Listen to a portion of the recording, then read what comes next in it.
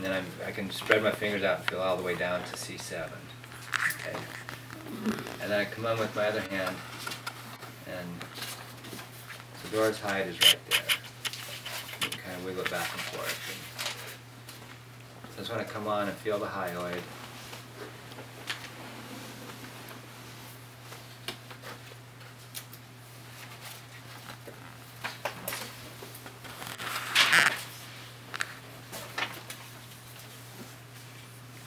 Now what we've done already earlier in class with the diaphragm releases was just sort of let the energy flow and unwind this area.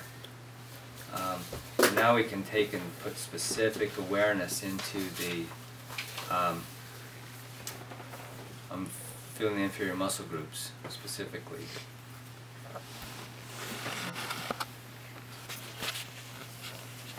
And how are you accessing the inferior muscle groups?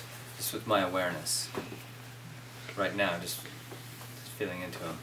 And Dora's got much more activity in the posterior muscle groups, and some along the left anterior muscle groups, it feels like. So we'll work on that later. But if I want to, let's say she had some stuff in the inferior group, some tension or tightness, then how you could treat that would be to, you come in with, and put one hand on the hide this way, and then one hand on these muscle groups down here, and traction them apart. Okay? Begin with cranial level work, and so you would just I'm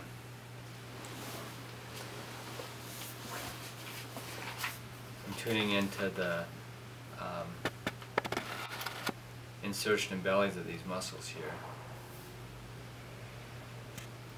Your right hand is on the clavicle?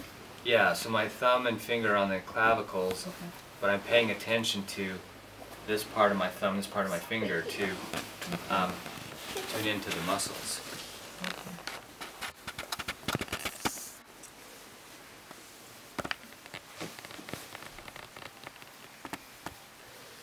And then the sternohyoids are more medially.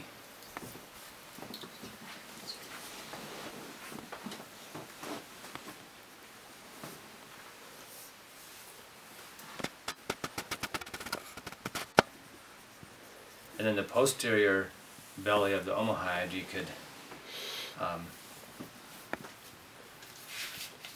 tune into and work this way. Again, I'm just tractioning now, like tractioning the scapula down and the clavicle up a little bit.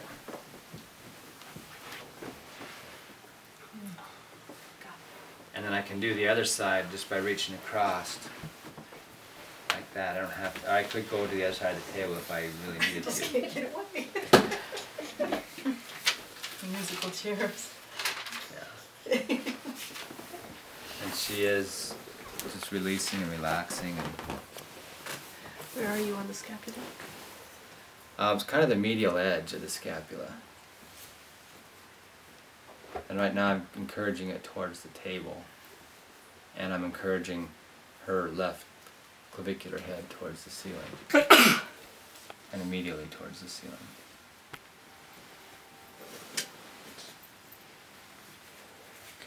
Checking that one.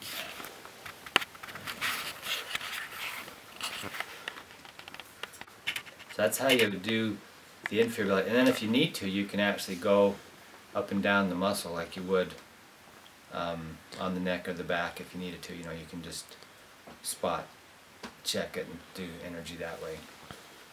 So then for the posterior muscle groups, I'd go back to this approach and come back on the hyoid.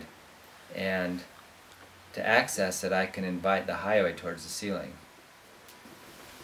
And also kind of towards her feet a little bit.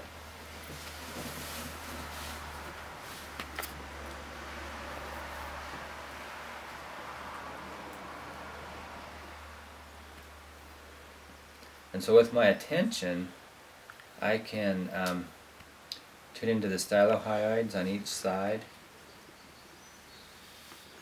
And I can tune into the posterior belly of the digastric on each side. And then the posterior pharyngeal muscles are more in the midline. So I tune into those, and that goes back to C1. And again, as I'm tuning in, I'm just imagining, I'm just seeing if it wants to stretch a little bit.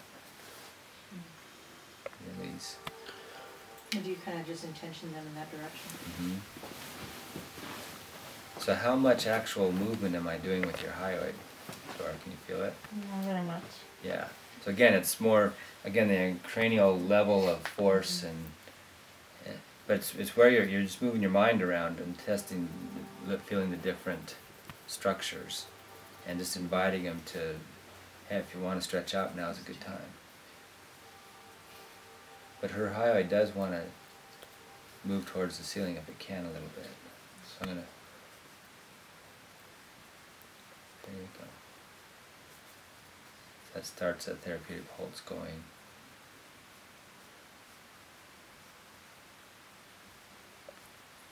Or I'm just shutting off her carotids, one of the two.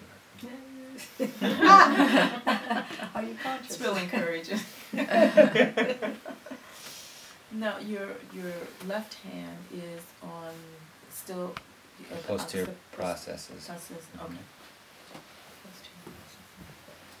Yeah. Okay? Is it like this?